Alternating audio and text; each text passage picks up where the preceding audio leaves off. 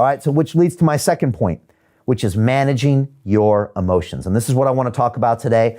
We all get emotional much more than we actually admit that we do.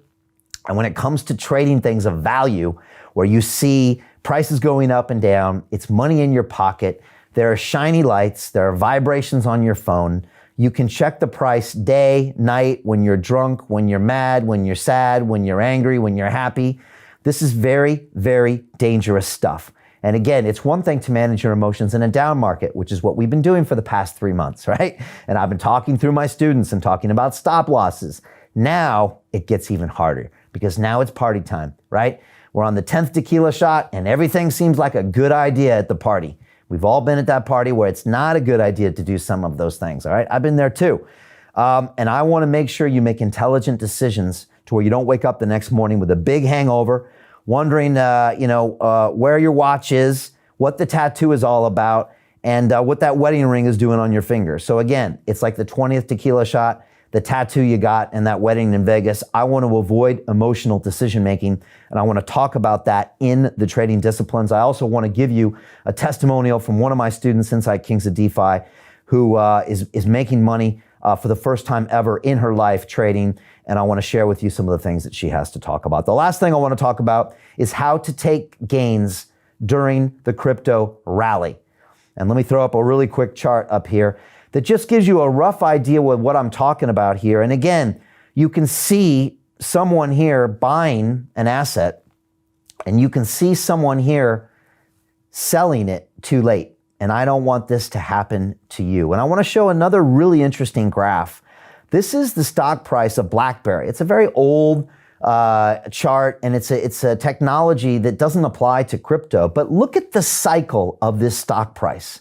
And you can see the green point where you should have bought and the TP where you should have taken profits. And look at that cycle go up and down and up and down and up and down. And you can see on that graph 4 opportunities where you could have made money, right?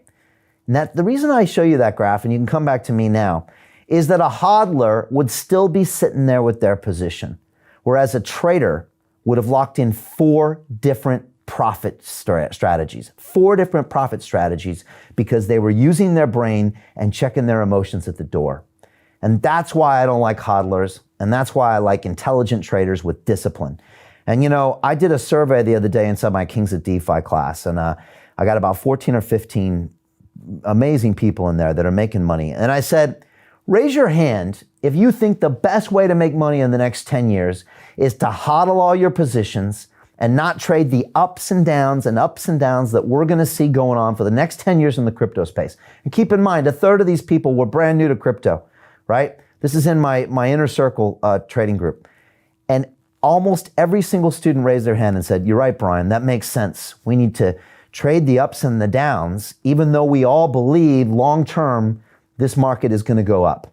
But why sit there on one little position and hold it forever? Why not make 10x those gains as these prices cycle up and down?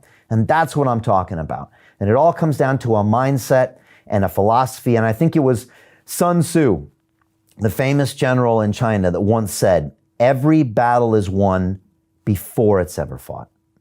Think about that. Think about that. Every battle is won before it's ever fought.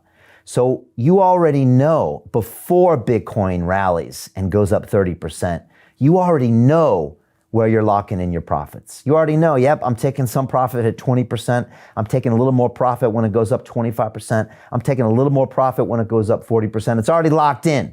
Think about that as opposed to you getting all emotional and crazy and making some decision at 2 a.m. when your phone buzzes. That's not the way we roll inside the DeFi Academy.